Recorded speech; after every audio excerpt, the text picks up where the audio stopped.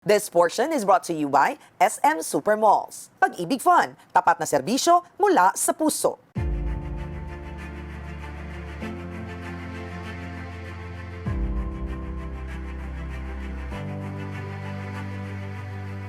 MAP has never existed merely to give out diplomas.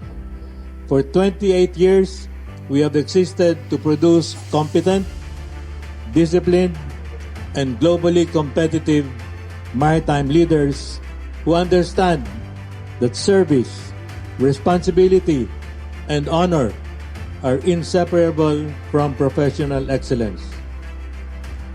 Ang unang tapak sa akademya na saklaw ang tapang, tiwala at tibay ng loob upang tahaki ng landas na magtutulak sa kanila para iwan ang nakasanayang buhay sa labas at malugod na tanggapin at isabuhay ang prinsipyo ng akademya, virtus, fides at disiplina. Ito ang araw na nagtatakda sa pagsisimula ng kanilang paglalakbay sa Maritime Academy of Asia and the Pacific. Ito ang Reception Rites of Class 2030. Sa loob ng 28 taon ng akademya, naitala ang pinakamalaking bilang ng mga plebo ngayong taon. Binubuo ito ng 548 na kalalakihan at 55 na kababaihan na may kabuoang 603 probationary midshipmen at midshipwomen. At bunga ng patuloy na pagsusulong ng mas malaking presensya ng kababaihan sa industriya ng maritima, ito rin ang pinakamalaking bilang ng probationary midshipwomen sa buong kasaysayan ng MAAP. My name is Kisharis M. Demihilio, is a senior high school graduate who has always been passionate about the sea and the maritime industry. Yung mga babae po na na mga naging kapitan, gusto ko rin po maging same sa kanila. Siyempre babae, tapos ito parang puro men ba?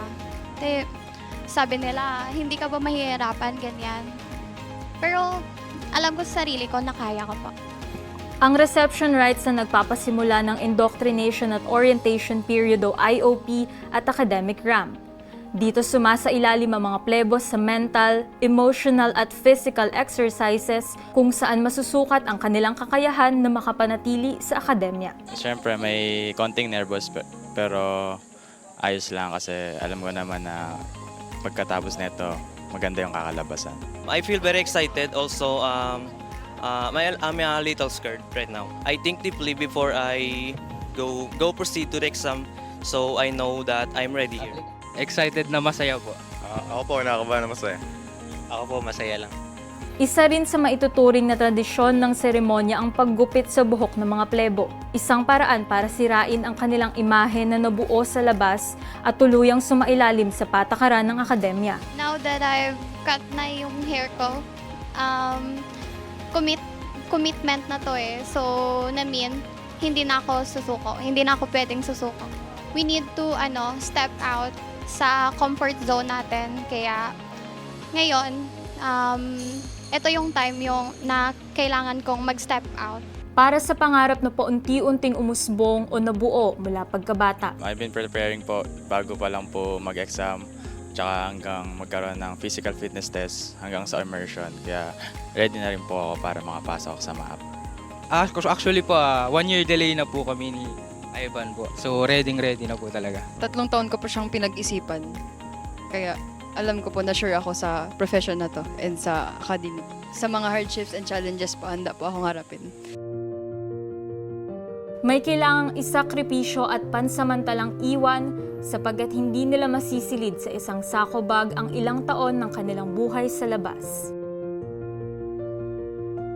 Para naman sa mga magulang at pamilya na mula sa araw na ito, ipagkakatiwala ang kaligtasan at kalagayan ng kanilang anak, kapatid, apo, pamangkin at kaibigan sa akademya, tinanggap nila ang pagbabagong ito alang-alang sa pinangahawakang pangarap ng mga plebo. Tayo mga parents, binigyan natin sila ng lakas ng loob para makapasok dito sa MAAP. Ngayon po, tatahakin niya yung future na gusto niya sa yung kanyang pangarap. Excited, tapos nandun yung Nalungkot. nahiwalay namin siya. Pero para naman to sa future niya. Well, I'm happy that he's thinking about his future. And that's the most important. Kung ano makakaganda sa buhay niya, support lang kami. Dahil wala nang mas malaking karangalan kundi makita ang kanilang anak na matikas na tinanggap ang hamon ng MAAP. Ito ang unang marcha sa loob ng MAAP. Today marks the beginning of an important journey for the MAAP class of 2030.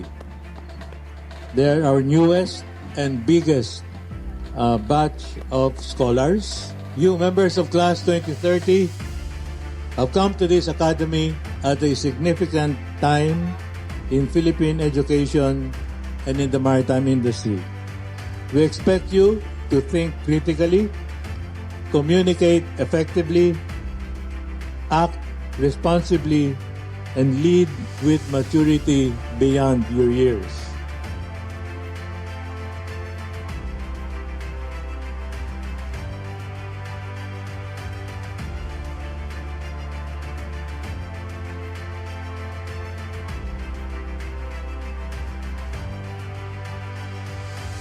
Ang pagpatak ng bawat segundo na binubuo ang huling 10 minuto para hagkan ng mga plebo ay ginugol ng kanilang pamilya para sa sandali na ito, siguruhin hindi masusunog ang kanilang balat sa ilalim ng matinding araw, na hindi sila malilipasan ng gutom o matutuyuan ng lalamunan, na hindi sila maliligo sa pawis o maiinitan, at para iwanan sila ng patnubay. Hindi mo kayo iwan o pababayaan, Lord. Lord, patibayin mo ang kanyang mga tuhod, Lord. Lord, ingatan mo, Panginoon, Lord, sa mga tuhod, mga ulo, Lord God. Ang head ko to, Panginoon, inside. Sa 10 minuto, tila naghalo ang saya at lungkot. Dahil bumuhos man ang luha, lumitaw pa rin ang ngiti ng mga plebo at kanilang pamilya.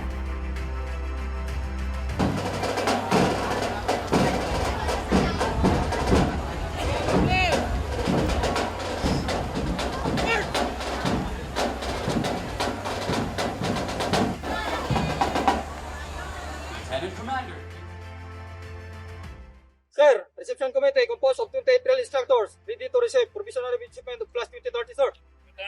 Commander Larida, take charge. Instructors, are you ready? Yeah! Are you ready? Yeah! Take charge!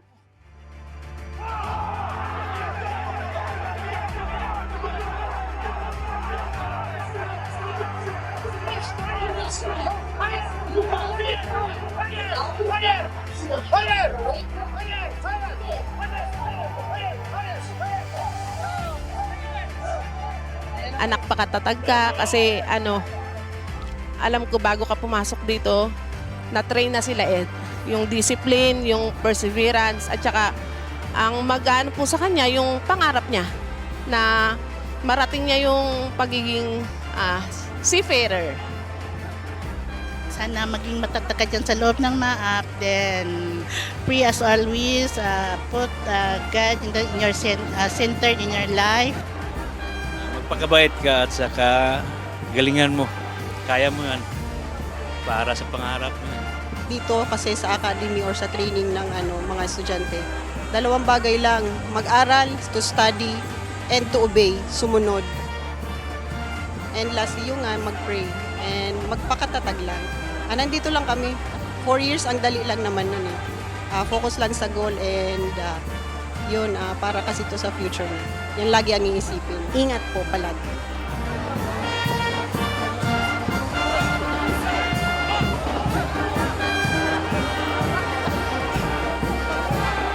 There will be moments when you will see your children challenged, exhausted, or struggling to adjust to the discipline expected of them.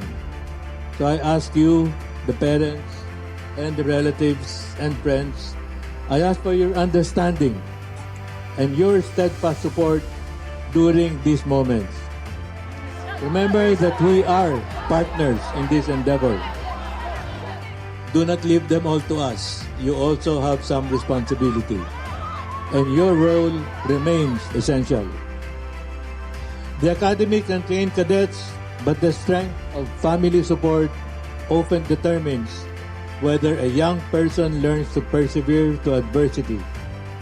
I ask that you encourage them to remain focused, remind them that hardship is temporary, but the values they develop here will shape the rest of their lives and careers. In addition, I hope that you do not mistake strict standards for lack of compassion. Discipline is an expression of responsibility. Every correction given here is anchored on our duty to prepare your children for positions where lives, cargo, vessels, and international operations may one day depend on their decisions. For the last 27 years, out of the over 300,000 applicants all over the country, of young men and women who've taken the exams at MAAP, 6,300 have successfully graduated and are now officers in the international fleet. So if these 6,300 can do it, so can you. Your exciting voyage begins today. So welcome aboard, Class of 2030.